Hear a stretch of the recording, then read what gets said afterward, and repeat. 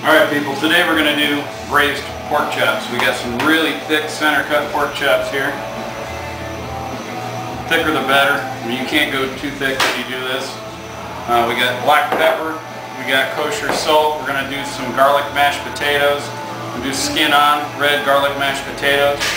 We got a red onion, 3 stalks of celery, 3 carrots, some fresh flat leaf Italian parsley, 2 sticks of butter, and a whole bunch of chicken stock.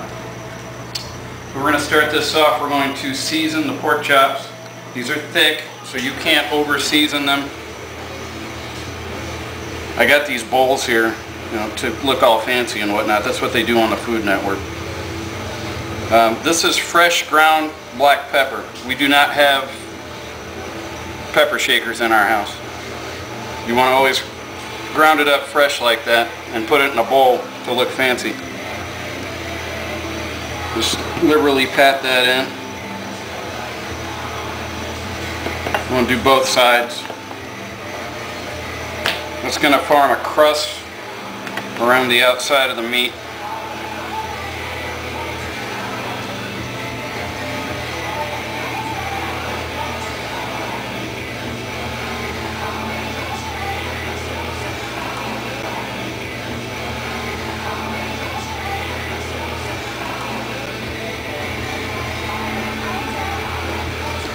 Okay, that's done. Cut. Okay, now we got a large sauce pot here. Not what you would typically fry pork chops in, but we're going to add a lot of liquid to this.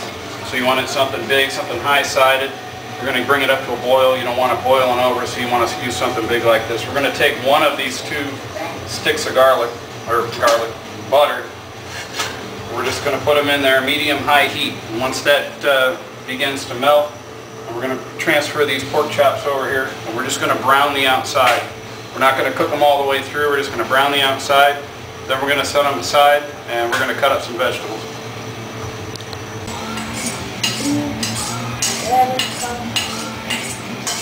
Alright, cut up the onion first. I don't know how seasoned you are cutting up onions, so I'm going to show you the right way to do this if you're dicing. And we do want to dice on all these vegetables. Eventually this liquid is going to be used to make the gravy. And you don't want a bunch of big chunks of onion and carrot and celery in your gravy. So you cut the ends off. Throw it like that? Cut it in half. Just take the outside layer. It's a big onion, so if you take a bunch of onion with you, it's okay. The reason we're using red onions is for appearance. It's prettier on the plate. I don't really think it makes any difference. You can use a yellow Spanish onion, you can use a white onion. I'm not big on cooking stock like this with sweet onions, but if that's all you got, whatever. Take the knife, go down the side, and just make slits in the onion.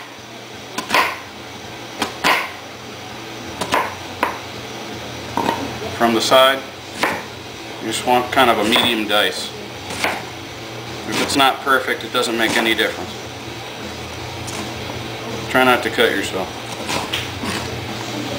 Let's take that side. We're going to do the whole onion. You can cut. Alright, so we're going to braise these up. We're going to do 2 at a time. If you're doing 4 or 5 chops, that's fine.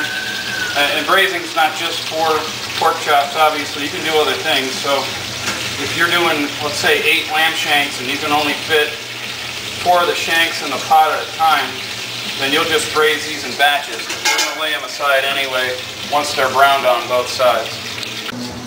Okay, we got the onions chopped up. We're going to do the celery. We'll cut the dirty white end off of it. A lot of people take the leaves off. I don't. I kind of like the leaves in there. Just go down the center one time. Each stalk. You can do them individually or you can do them all at once. A little faster if you do them all at once.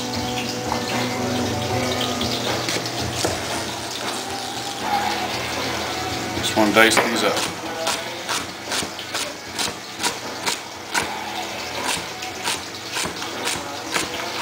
Now these three major ingredients, the onions, the celery, and the carrots, what they call Trinity, and it's the basis of most stocks. We're adding chicken stock pre-bought. If you were going to make chicken stock, you would have to have these three ingredients. There's another Trinity, not to be confused, and it's the Cajun variety, and that's got bell pepper in it. That's how you do the celery. The carrot's pretty simple. Just cut the ends off. You don't need to peel it either for this application. Nobody cares about the skin. Everything's getting cooked for a very long time. So just cut it in half, cut it into a quarter,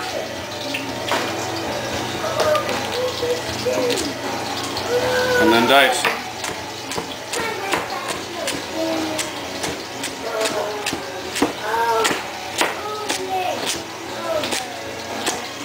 Okay, got it. Go. Alright, so when we say we want to brown it, we just want to brown it, that's what we're going after. That's the color you want to achieve. Just a crusty brown on one side. So we're going to put these in, we're going to flip them over, we're going to do the other side just like that. If the outside of it doesn't cook, that's perfectly fine. Okay, so we got these browned on both sides.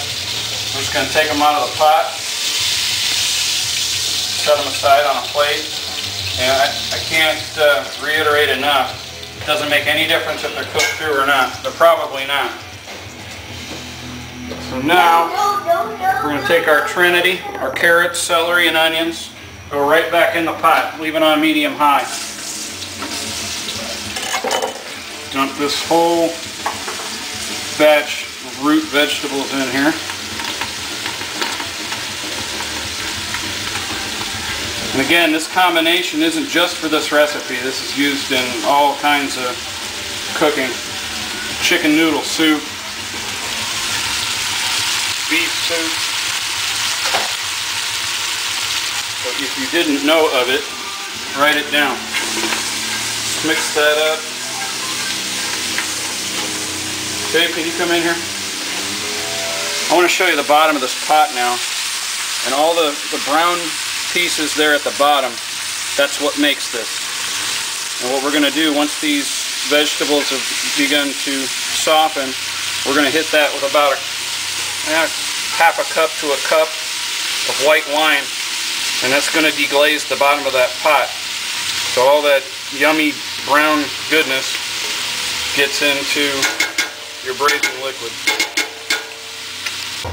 Okay, vegetables are cooked up. Now we're going to deglaze this with some white wine. The reason I said a half a cup to a cup earlier is because you just kind of eyeball it. I don't really think you can overwine this. Maybe you can. I've never done it. But there is about 3/4 of a cup.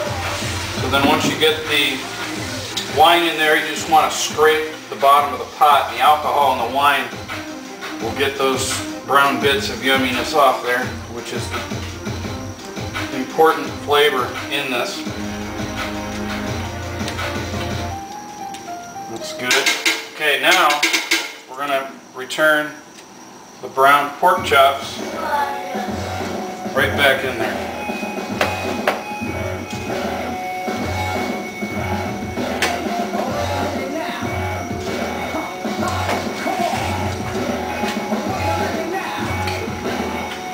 There's that. We got some juice left over in the pan. You got to throw that in there. So there's that. Now we go with the chicken stock. And you just want to get the level of the liquid right at the top of the last pork chop. It's always best when you do this to buy a couple cartons of chicken stock if you don't make your own. That way you get that liquid level right up to the top. It's going to take a little bit more from another container. Notice all the while I've had the burner on medium-high. And that's what's nice about this. You start it on medium-high, you do the vegetables on medium-high, and now what we're going to do is we're going to bring this to a boil. And as soon as you get this thing to a boil, as soon as you get this thing to a boil, you want to turn it down to medium-low, medium-low, depending on your burner, but just slightly simmering. You're going to let this sit for an hour, and while this is simmering for an hour, we're going to go and we're going to make the potatoes. Okay, we got this up to a good boil now, so we're just going to add a little bit more salt and pepper. Mix that in there. Alright, we're going to turn this down to medium, between medium and medium-low. Put the pot on it, top on the pot. Set the timer for 1 hour. Let's go make some mashed potatoes.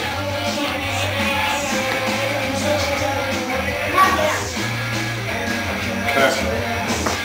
You always want to start with salt water on potatoes. Keeps them from turning brown. So we're going to put about a tablespoon in there. A couple cups of water. Back to the fanciness, I wouldn't have had a couple cups of water ready. I would have just used the faucet. That's completely fine. We're on TV now. Whisk that up so you don't see any granules of salt left. Now we're just going to quarter these potatoes.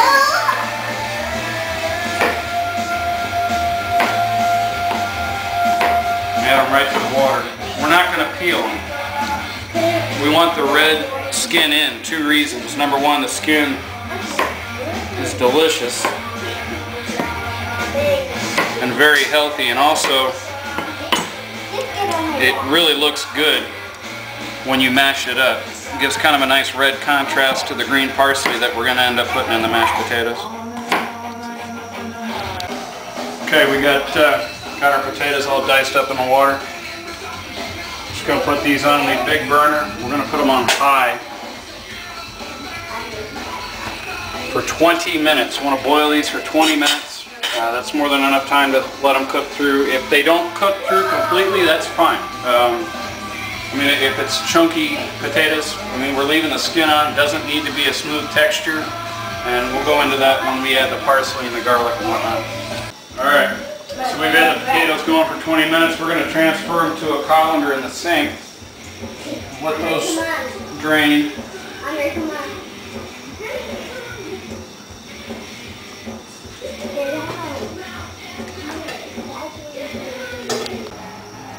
Okay, continuing with the mashed potatoes. We're going to take a bunch of parsley. There's really no way to measure this. That's what I would consider to be a bunch. If you're cooking for a lot of people and you're doing these mashed potatoes, do 2 bunches obviously. Rough chop on this. When you add this to the potatoes, they're still going to be pretty hot. So a light herb like parsley is going to shrink up a little bit. So you may feel like you're putting too much parsley in, but once you mix it with the hot potatoes, it'll shrink up pretty good. Okay. Now we're actually going to mash garlic. I know on cooking shows, a lot of times they'll mince garlic, and that's fine. I mean, you can do that for certain things, but I like to mash garlic in salt into a paste so that when you mix it with the potatoes, you don't take a bite out of a chunk of garlic. Now, garlic, you know, I see a lot of people struggling with garlic as far as getting the outside off. They call it the paper. And, you know, on the fancy cooking shows, again, they take the side of a chef's knife and they bang down on it. And that's great. You know, that works on TV and whatnot, but you don't know. You could be cooking while intoxicated. And I really don't recommend you go banging on any chef's knife like that. And there's really no sense in it. Just take the palm of your hand and put your body weight into it. And that's all it takes. And that loosens up the skin to where it just comes off pretty much in one piece. So now we're going to mash this. So you want to take about, I don't know, depending on how many potatoes you're doing. We're doing 12 in this case. So we'll want to do about a half a tablespoon. And you want to make a nice even pile. And there's your pile there. I mean, how do I know that's a half a tablespoon? Because I've done this a bazillion times. So pay attention when you make this next time. Get a half tablespoon and see how much there is, and you know you'll eyeball it. You'll be able to do that. So you just take your pile, you put your clove of garlic there on top. Take a fork and you're just going to mash this into the salt. And you want to do this several times until this garlic makes a nice even paste.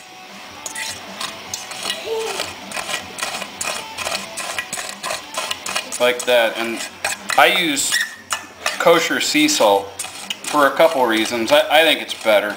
I think it's more potent. I don't think you need to use as much of it. And also because for applications like this, it acts as an abrasive, and it allows you to create... Okay, that's what that should look like. No big chunks of garlic in there or anything. Alright, so now we'll get the potatoes from the colander.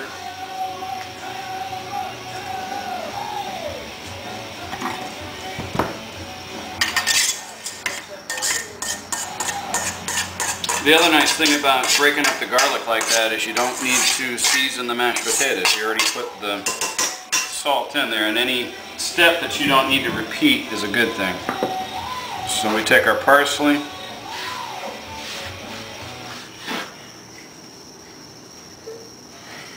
You want to do about a cup of sour cream.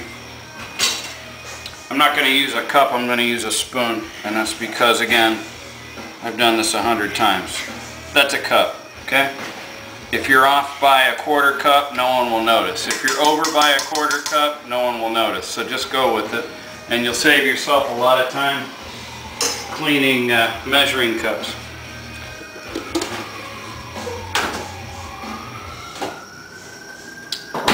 And now, this part, no one can screw up.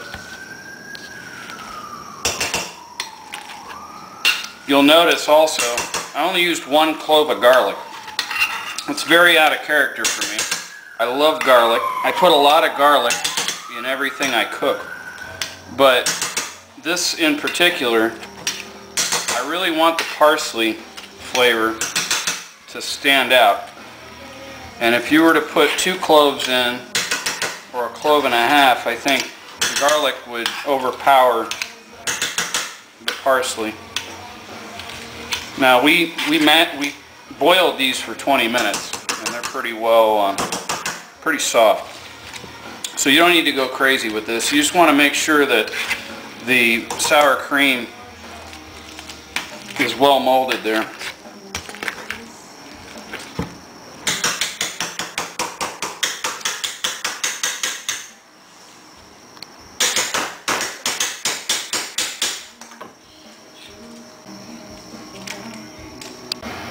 Okay, honestly, I forgot an ingredient. Half a stick of butter. That's where we use the rest of the butter.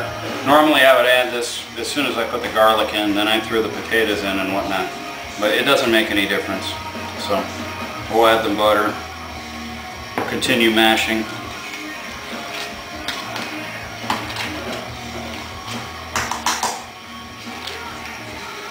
Just keep mashing until you got a good consistency, no chunks of potato, no pools of butter, no pockets of unmixed sour cream. And there, you just made garlic, parsley, red mashed potatoes. You'll see when we plate this what a difference the skin makes. It gives it a nice color. You know, mashed potatoes are kind of bland. You got the nice red and green contrast in there. And that's good. So we're just going to set that aside, and we just got one more thing to do now. We've got to pull those chops out of the braising liquid here in a minute, and we're going to make some gravy from scratch. Okay, now we're going to make some gravy. Pork's done, potatoes are done. We're going to take a half a stick of butter, sauce pot, medium heat. I'm going to let that melt. In the meantime, we're going to transfer the pork chops, which are fully cooked, to the plates that we're going to serve them on, and we got the oven preheated to warm. You don't want to cook them anymore. They're fully cooked.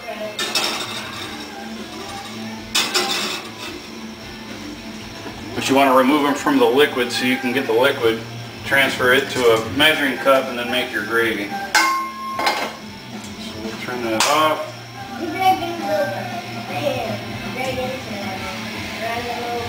You want to be careful when you're pulling these out because they are extremely tender. You don't want them to separate from the bone. I mean, it's not the end of the world, but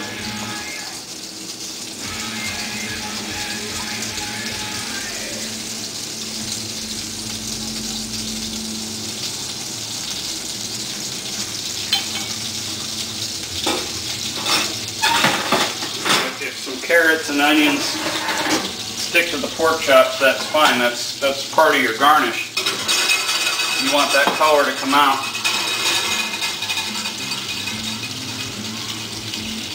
Those are the kids. These are mommy and daddy's. Those are the thick chops. Those are the good chops. And notice how they retain the color.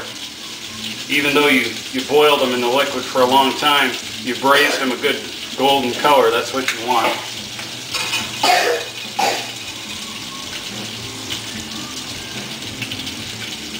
So we'll just leave these in the oven.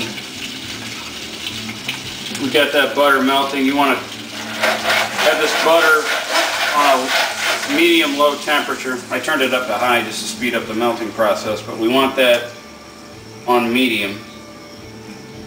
And that butter is going to be the base for our gravy.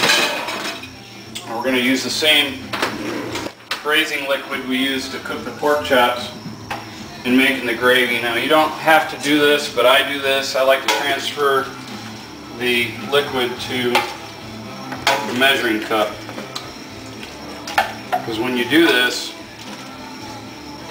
you want to whisk it into the butter and flour real slow. In fact, before I do this, let's get that flour going. You want a heaping tablespoon of flour. That would be a heaping tablespoon. That was funny, right? Right in the flour. You want to take a whisk and whisk that. This is called a roux. This is how you would thicken soup. This is also how you thicken gravy. If you were making a sauce for an oriental dish, you would use cornstarch. But in this case, you want flour. And the reason you cook it is because raw flour is very chalky. If you don't cook the rawness out of it and you go and serve the gravy, you can actually taste the flour in that. And you don't want that. All you want that flour to do is act as a thickening agent. So as that browns, we'll continue to ladle the brine liquid in. Also, when you're making gravy, a lot of people like to strain this first. They'll strain the vegetables out of it. But for this particular dish, I kind of like the orange carrots and the red onions and the green from the celery to come out in the gravy. And you'll see what I mean when you plate that up.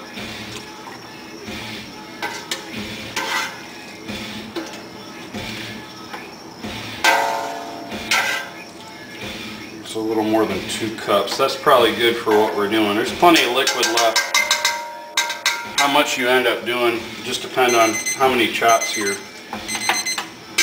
making. But you want to continue to stir this, Bigmer. When we put that flour in, it was bone white, and as you can see, it's starting to turn dark. Now, the longer you cook this, the darker it's going to get. If you were doing a turkey gravy or something that you want to be traditionally dark, you'd let that go a little bit longer, almost until it came to a chocolate consistency, but that's about ready. You want just kind of a dark tan. That's about right. So now, what we're going to do is we're going to add this hot braising liquid slowly to the butter and flour.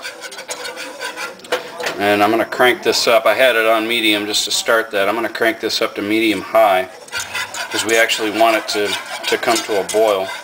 And then when we turn it down, it's going to thicken. It's already thickening.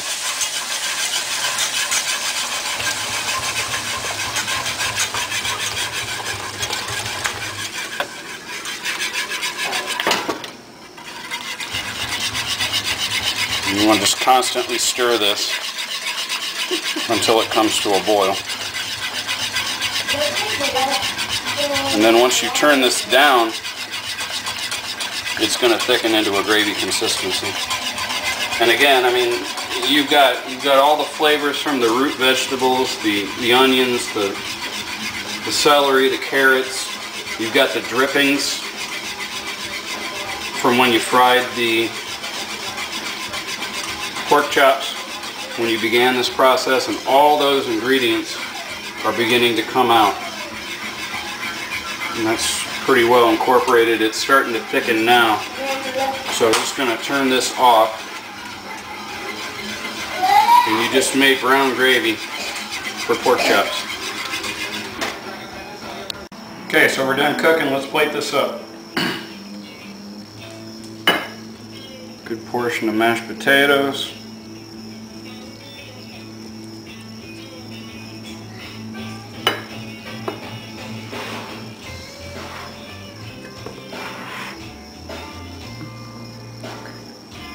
Oops.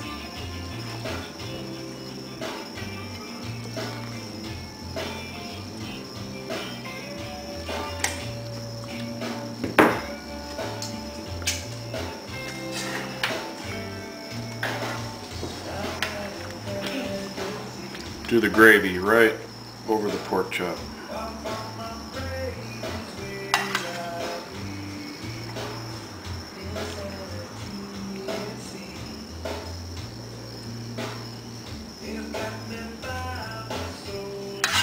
A lot of people like to make the cup in the potatoes and pour the gravy in. No, it's pretty like that. It's got the red, it's got the green from the parsley.